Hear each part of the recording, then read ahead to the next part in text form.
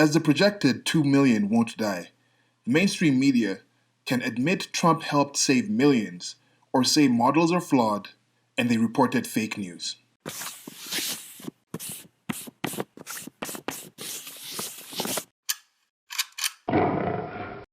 Now, I'm saying they can admit this. I almost think they should admit this to just maintain and keep some sort of credibility, but I don't think they will. I'm a bit, I'm actually even getting to the point where I'm a bit suspicious that they almost cannot do this. So before reading the article, some information that I want to show you to give you the context for the 2 million, because I don't want to be like them. I want to give you context for things and show that if this had been done to begin with, then it would be understandable why they could admit this now. And the fact that they didn't do this is actually more indication of why they won't be able to do this now. Because don't look at this as just a rational actor coming into this.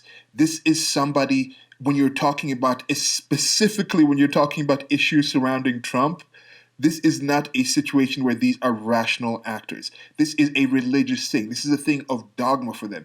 There is something about the way they look at the world that they have to be right about certain things. There has to be this end of the world situation. This is what they had convinced themselves that Trump meant. This is what they had convinced everyone else in their group. These are people who are surrounded by people who agree and believe that Trump is some sort of end times figure to them. So this is that end times that they thought was going to be there. This is that end times that was going to come and finally make them correct, show that they were right to believe this, they were right to fear this being, and this is going to show the rest of the world that I was right about my religion. Now we're going to see this man for the horrible human being that he is, and then after that we're going to have this ascendance as a society, and we're going to come together. Even the globalism aspect is there in some kind of sense, where we're going to come together as a world, and we're going to overcome all these horrible things that this bad orange man did.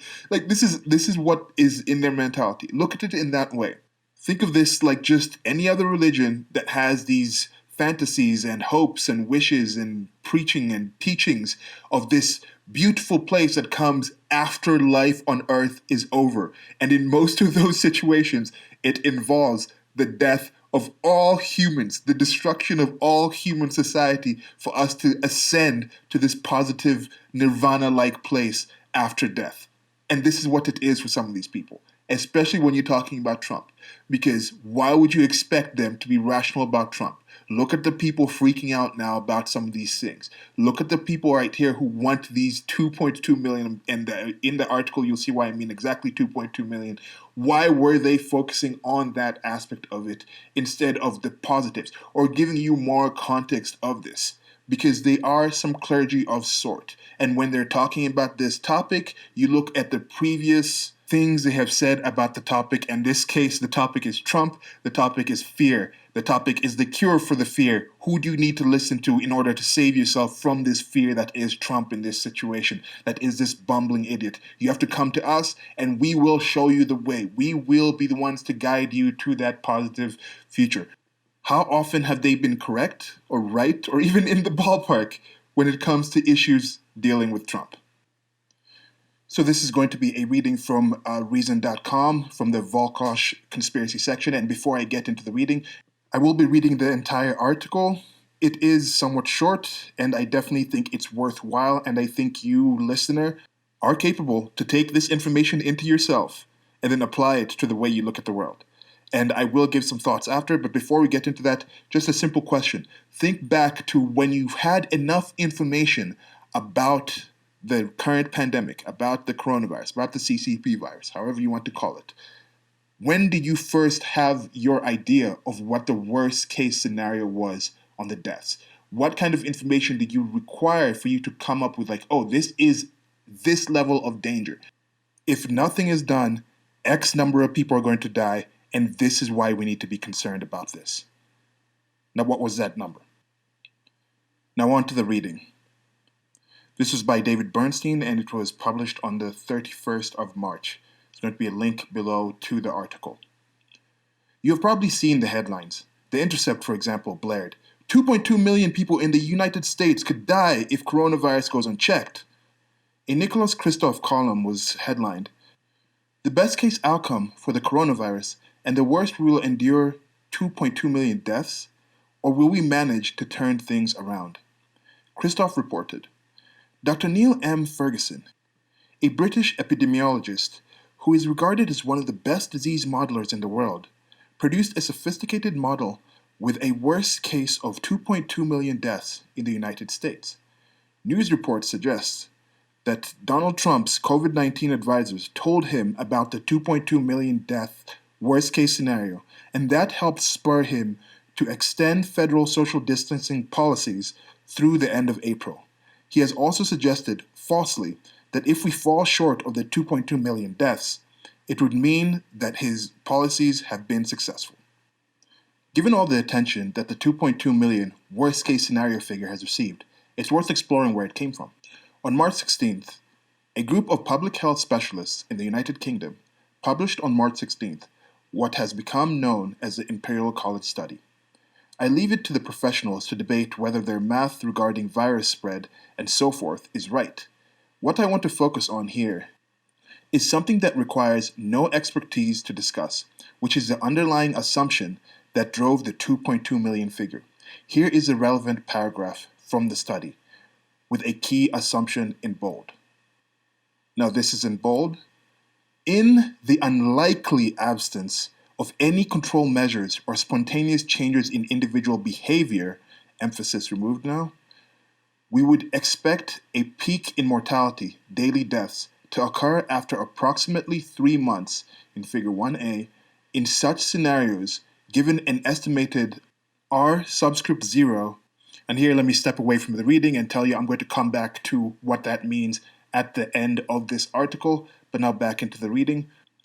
In such scenarios, given an estimated R subscript 0 of 2.4, we predict 81% of the Great Britain and US populations will be infected over the course of the epidemic.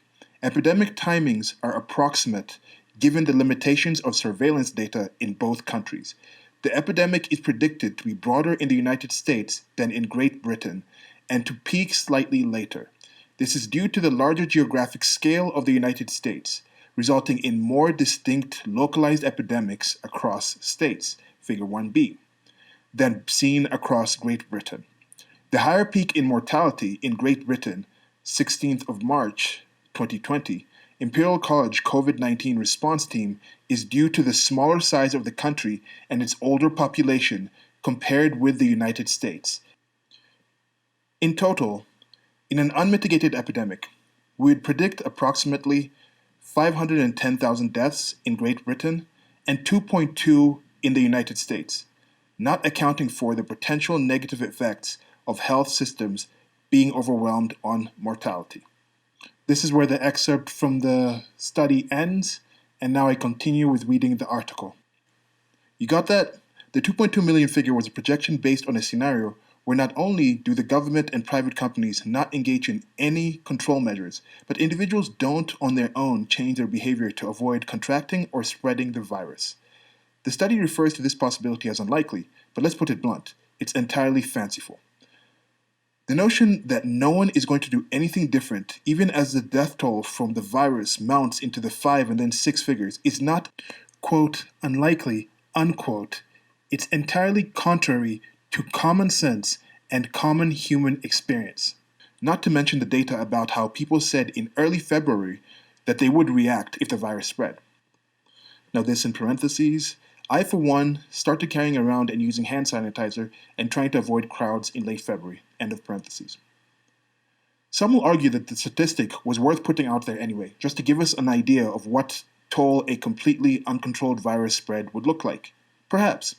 Unfortunately, the media generally failed to make clear that this was not a real-world projection, and were abetted in that malfeasance by the lead author of the study, Neil Ferguson.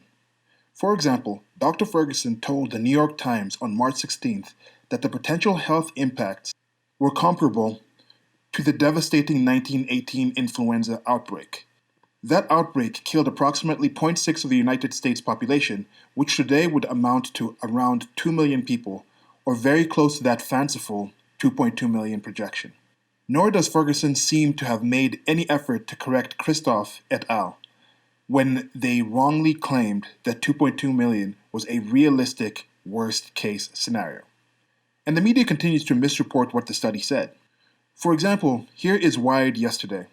Quote, the report, which also predicted 2.2 million American deaths if the government, now box quotes for the question, what about private parties, did nothing, ...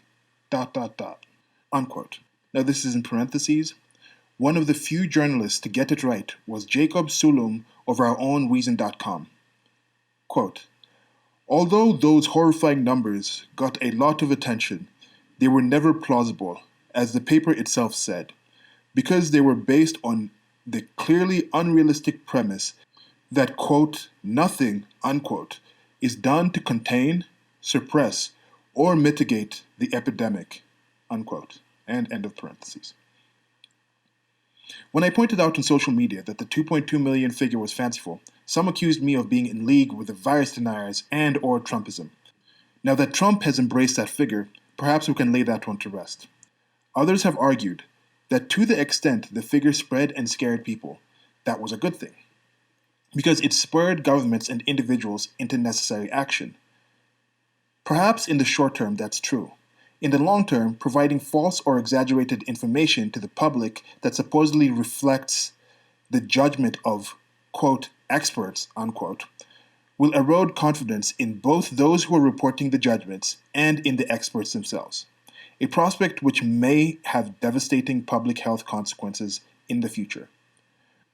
Moreover, while the spread of exaggerated predictions may compensate to some extent for, quote, virus deniers, unquote, and other forms of underprediction, there are also some immediate costs. If the government overreacts, there is the toll on their economy from unnecessary precaution. Beyond that, overprediction feeds anxiety disorders and also leads to asymptomatic people or people with minor symptoms demanding testing, going to the emergency room, etc., which not only helps overwhelm the medical system, but may itself increase the spread of the virus when these people leave their homes to seek medical attention. At the very least, we should recognize that exaggerated projections reported without caveat have significant potential costs. So that's it for the reading, and now I have some thoughts on this. Even the thoughts that I had when I started reading are not the same thoughts I have now. There's going to be some things, some clarifying, but the point of reading this was to show you that there are ways to get this information to you, and to trust that you, the listener, are able to ingest this information and do it in a better way. And then if I do something in a less effective way, I can go back and say, like, look, I was trying to do this, and now that happened, and now here is my correction. There's nothing wrong with being wrong. There's something wrong with remaining wrong when you know you've been wrong. Okay, so here we go. The first thing I'm going to discuss is the main source of this thing. That R subscript 0 thing I mentioned earlier.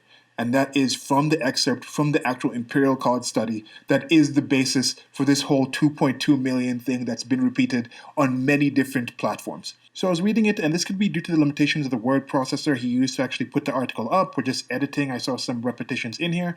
But I write a blog as well, which is rantaton.wordpress.com. You can check it out there. So I understand that whole process of writing the blog. Sometimes you write some stuff down, you think you've edited it in your mind, but then if you don't have an editor, you just post it out and like, oh, it's repeating, and then you go back in. So I understand that aspect of it. I'm not going to hold it against him.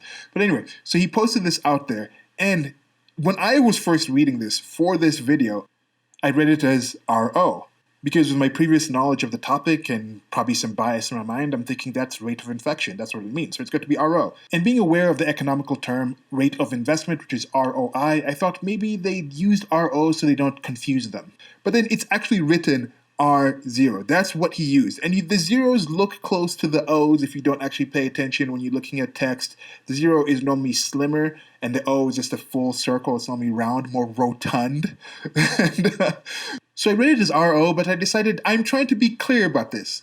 This isn't a live thing. I have the ability to edit and prepare what I'm going to say. This is a script of sorts. I'm scripting it as I go, but this is something I'm presenting to you to say, look, this is credible information. I want you to get as accurate as possible information as possible. And this is why I'm holding the media saying that I'm not sure they can do this, because they have editors. They have script writers. They have producers. They should have people who are going through the information they're producing and saying, hey, should you be putting it in this way? Can we go do this? If I can do this research, you can as well. They definitely can as well.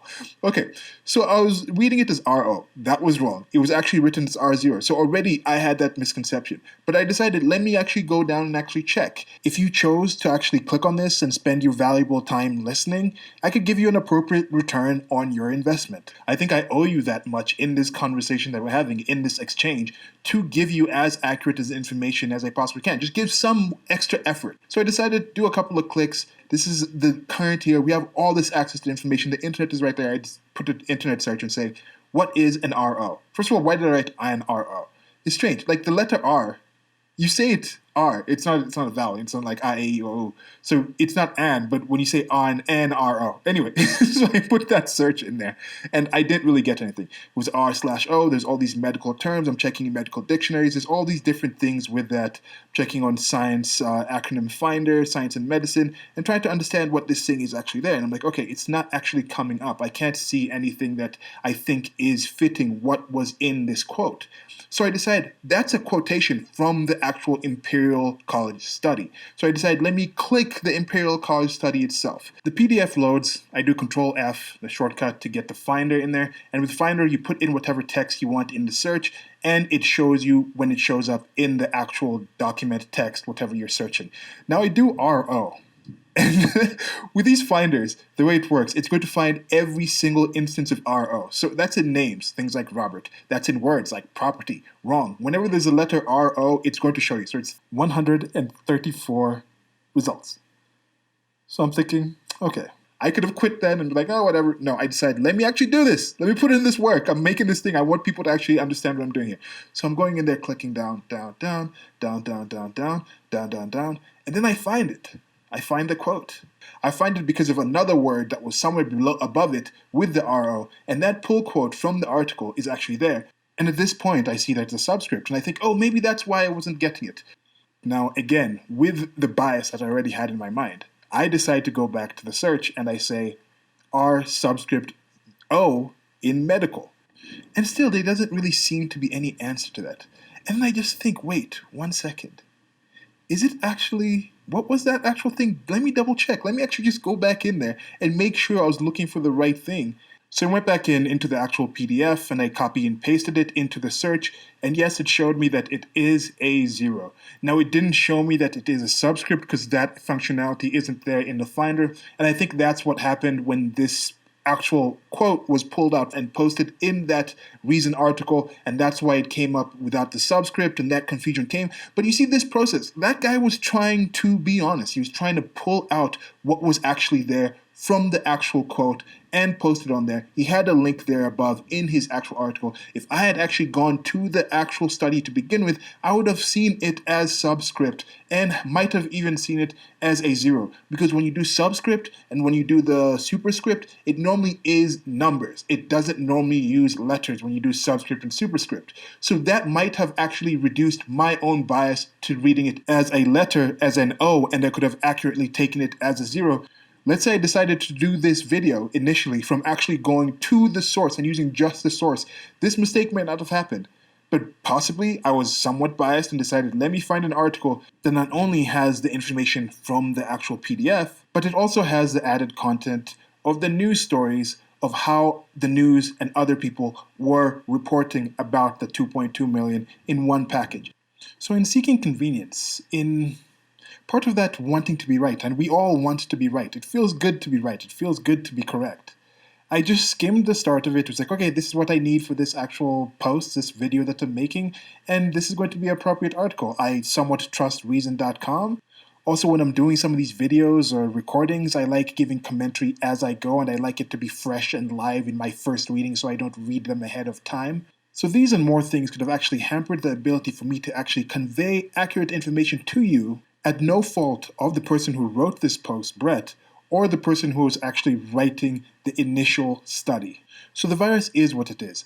But due to the limited way that I present the information, your perception of it could be affected. Anyway, I found an actual thing that describes what the R subscript 0 is, and this is from the MIT libraries. I'm just going to read you part of the abstract. There's going to be a link below to it. This paper is focused on a fundamental input parameter for most existing mathematical models of pandemic influenza. The quote, basic reproductive number, R subscript 0, unquote, defined to be the mean number of new influenza infections created by newly infected persons in a population of all susceptible people. We argue that R subscript 0 is limited in policy and scientific value, as in any single parameter attempting to characterize a complex, probabilistic process. In particular, we demonstrate by simple logic that R subscript 0 does not exist as a separate, quote, constant of a particular influenza, unquote, but rather its value determined by social context and behavioral patterns, as well as by the, quote, physics, unquote, of the influenza virus. Okay, so there we have it. When I initially wrote that small quote that turned into this video that got me to actually get the article, I had a certain idea of what I had in mind to actually communicate. Then when I actually read the pull quote from the actual study, I had a certain idea of what R subscript 0 was. Now, it was in the ballpark, but it wasn't accurate. Now that I have an accurate idea of it, is it going to change the way I thought about this? Yes, because new information should change things. Now think back of when I asked you about that question. When was the first time you actually thought this is a number and this is the appropriate fear level? And how has that actually defined how you approach this since then? Have you changed? Has information come in and changed what you thought about this thing? Was that based on a lot of information? Was that based on information you found yourself? Or was that information that came from a source that somebody else told you about? You trusted these people had actually done this research and given you this information. Because if you look at the actual document, you look at the actual paper, and this is something the media does a lot, especially when it comes to Trump. And one thing that I've repeated repeatedly and other times, I'm going to repeat it, I'm going to say repeat again here to kind of increase the effect, to show how repetitive this actually is. And this is probably why they do it as well. They figure we repeat this over and over again, and you will trust us that, that Orange Man is bad. So when they repeatedly fail. But for me, it started from that whole situation with Donald Trump's actual speech of running for president. I hear from reports that Donald Trump has called Mexicans rapists. Then I listen to the speech for myself, and I hear him saying that they're not sending the best, they're not sending you guys. This is the context he's talking about, they're not sending you, as in the Americans, as in his fans, as the people listening. He's saying you guys are good. They're not sending people like you. They're sending rapists, they're sending criminals, they're sending this and this. And then he finishes off that paragraph with, and I'm sure some of them are good people. But the media stops off and focuses on only the rapist parts. And in this one, so in this case, even Mr. Bernstein, who wrote this article that I used to make my point, pulled out an excerpt from the study and then emphasized in bold the specific parts of that excerpt that he was using to make the point that he wanted to make, to support it with evidence. I don't know how many people in the media actually did that. How many people have actually read the actual study? This was on page 6 of 20. How many people actually have direct experience with this? Because here again is the paragraph right after this excerpt. Let me read this for you. For an uncontrolled epidemic, we predict critical care bed capacity would be exceeded as early as the second week in April, and an eventual peak in the ICU or critical care demand that is over 30 times greater than the maximum supply in both countries. So there you have it. Imagine the first time you heard the 2.2 million, you heard it in full context. You heard what the R subscript 0 actually meant. You heard what they discussed and talked about. This isn't something to completely base things, it's based on a lot of other things. You heard that this opened up with saying in the unlikely absence of any control measures. You heard that right after this pull quote that was taken out, he's talking about in an uncontrolled epidemic. What would your actual estimation of this number still be? Because as David Bernstein said in his article, nobody really thinks it was going to be uncontrolled, even if the state did nothing at all. And now that I think of it, trying to empathize with other people's point of view, if you actually think Orange Man is as bad as some say that he is, then maybe you actually think this isn't the unlikely situation where there actually is a lack of any control measures. So I'll concede that. I'll think about it in that sense. But this is where it goes further, because this is about more than just Trump. This is also about the general public. And this is about how people of certain belief systems look at people who are outside of their belief systems. And in general, just think very little of them. Think of them as just children, if that. They're almost subhuman to some of these people. Because if they actually thought of these people as individuals or just beings with agency who have the ability to get information and change what they do, choose what they do in their life, then you'd realize that this information didn't apply, because you'd realize that people would have done things. People would have changed their behavior. And this does apply to other things. This applies to other models. And I think Mr. Bernstein might have alluded to this at the end of his actual article there. This is something that I have discussed in this religious point of view sense that makes it a lot easier for me to understand. You might know one big kind of hysteric movement that has been very dependent on what experts say about models. And with these models of experts are based on some unknown figures, some known unknowns. We literally do not know how to actually get the information about certain things. With this coronavirus situation, with the CCP virus situation, we are eventually going to get a lot more information to make a much more solid case. In the near future, in a matter of months, in a matter of years, we're going to have a good denominator of how many people actually have this. We're going to find out more about the virus itself, where it came from. We're going to get a better idea who actually was patient one, what was the spreading vectors of all these things. That's going to be established, but we use models and projections in other things that we can say would need hundreds of years to actually get sufficient information to understand the denominator or the detail, the input detail that you're doing to actually come to some of these things. And on top of that, we're making projections for hundreds of years, decades and things like that, and assuming that no one is going to change over those decades. So just to finish this up, thanks for listening, of course. There's some things in this article. As you can see, the guy here, David Bernstein, is not really pro-Trump. He's not really a Trump supporter necessarily. You see, he was talking about here, he was accused of being a Trump supporter and Trumpism, and he's talking about Trump is wrong about the thing. But then technically, they're saying the 2.2 figure was for an uncontrolled epidemic. It was an uncontrolled epidemic. So if Trump has actually come in and done anything to control it, then technically I am correct in saying that Trump has helped save millions of lives, if this is valid. And that's what I'm getting back to with the initial thing. The media either has to present this information. They did report somewhat that the person who actually made this initial study came out and revised his numbers and said that was based on this and this, but that wasn't covered as widely. Maybe you heard something different and you heard actually people coming out against it. But it doesn't really happen often. When there is a consensus, you don't really come out and speak against the consensus that easily. You normally get shut down when you do that. But then again, this is another thing. Now that Trump has picked up the 2.2 million number, he's even put the association with the 1918 or 1917, as he specifically says, and somebody proposed that the 1917 in specific, and saying it probably started in the United States of America, and it's unreported, and then it went to Europe, and then it's been affecting Europe a lot more in the past, and that's what it's named after, the Spanish flu type of situation. That could be a signal to China that, hey, admit where it came from. Look, we can admit that in 1917 we had this unknown location, it might have been here.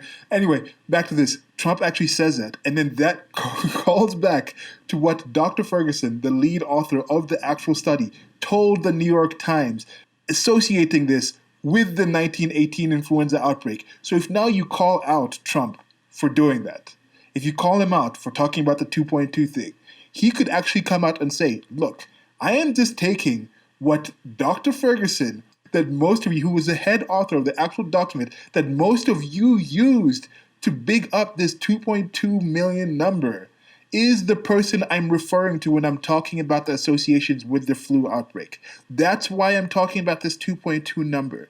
If this 2.2 number that you're saying is ridiculous for me to do it, like even David Bernstein here, I don't think he's a Trump supporter that much because he comes out and says, oh, Trump would be wrong. But technically, the media almost can't say this. Because imagine if when the figures came out, they highly reported that, hey, look, the information has changed. This was based on something else. That 2.2 million number, don't think of it that much in the same way. But they just let it lie. they did go back and say, hey, look, we've changed with the data.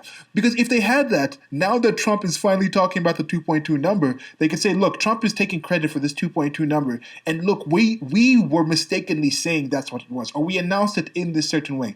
But look at all this evidence of us telling you all this information as to why that 2.2 million number may not have been something to focus on so much. So now, finishing this off, thanks for listening. Let me know what you guys think about this, because we can get trapped into just seeing the regular political theater and just the spectacle of what's going on presently. But this is something I think we can all agree on is an epoch-changing event. Speaking of epoch, this is epoch times. Epoch or epoch, how do you say it? Like the comparable. I think like it should be comparable instead of comparable. But anyway, so it's about the communication. How do you communicate things? How do you understand things? How do you discuss with other people? And with this situation, I think this is the first time there has been a global situation that can help people communicate across levels, across different things. It's almost a Rosetta Stone of the human experience. And the Rosetta Stone, for those that don't know, was a stone or stele that was found back in 1799 that had some text on it. It was two different texts of ancient Egyptian with hieroglyphic and demotic scripts, and then at the bottom was ancient Greek. And with this, with the minor differences between it, they were able to translate those three languages and get better understanding of what was going on. They could say, okay, this is now kind of something that opens up all this information. It aids in communication. And I think this situation with the coronavirus, it is oddly enough the end to this false form of globalization that we've had, this forceful, state-driven, parasitic, predatory, secretive form of we know better than you. You can't handle this information. We're the ones who are going to control you. We have the keys to the kingdom. We have this vision. We know what the actual future is. We know the information about the past, but we can't give this to you. We have to decide what you can think, how you can feel about this. We have to translate this to you. You have to come through us to get to that. We are the ones securing you. That kind of mentality is, I think, gone. I think a lot of people will say, we want the actual information. Give us the actual information. Send me location, and I can go get the information myself. That's a line that UFC fighter Khabib Nurmagomedov says a lot. It's a hilarious line. But times have changed. I think many detractors of Trump, much of the media, have been found to just be peddlers of myth, peddlers of dogma, peddlers of stories. It's not news anymore. It's not even fake news. Like I made a video some time back about faux news, where fake news might be better than faux news. Faux news just being made up stuff that makes you think you actually have information versus just fake news. It's just things that don't exist. Because if things don't exist, it's easy for you to come to the thing and realize that doesn't exist. If you tell me fake news about like some griffin has flown in and that's what's causing the sky, I can look at the sky and like not understand it. But if you tell me faux news and you massage what's actually going on, I can see enough of the information and think it's accurate. And there's enough of actual factual evidence out there to make me not look much further than I would if it was something just completely absurd or something just patently false. You see what I'm saying here? So let me know what you guys think about this. Do you think the media is going to actually admit that Donald Trump hasn't done a horrific job? He hasn't been that bumbling idiot? Or is this just in the way they look at the world that he has to be? They have to find a way that he is as bad as they say he's been. As they think he had to be somebody who destroys the world in this kind of way. So when this supposedly destructive thing that they said was destructive happens, and it doesn't end up destroying them, what happens? If the world isn't destroyed, is their worldview destroyed? I don't think it will be destroyed yet. I think Trump is going to win in a landslide coming in 2020. I've been watching some of these actual pressers just to see the evidence, to see this is what Trump actually says and this is what the media says literally right after he speaks or when they cut away before he's done speaking. And I'm watching something with Lawrence O'Donnell. Lawrence O'Donnell, who comes on after Rachel Maddow, who looks so sad right now, looks like she's crying between the actual commercial breaks, during the commercial breaks when they're off the air. Her eyes just look red all the time. It looks like a sad situation. But Lawrence O'Donnell comes out and he actually says that he thinks Donald Trump will be scared scared of Joe Biden that he's not going to want to actually have a debate, presidential debates with Biden. Like, what world are you living in? Trump is going to be scared about debates with Joe Biden? Have you listened to Joe Biden? Anyway, that's it for this video. Thanks for listening. Turned out a lot longer than I thought it was going to be, but I think it was necessary to get this information to you. It is much appreciated for you guys to listen to these things. Let me know what you think in the comment sections. There's links below to the merchandise store if you want to support me. I got different kind of merch up there.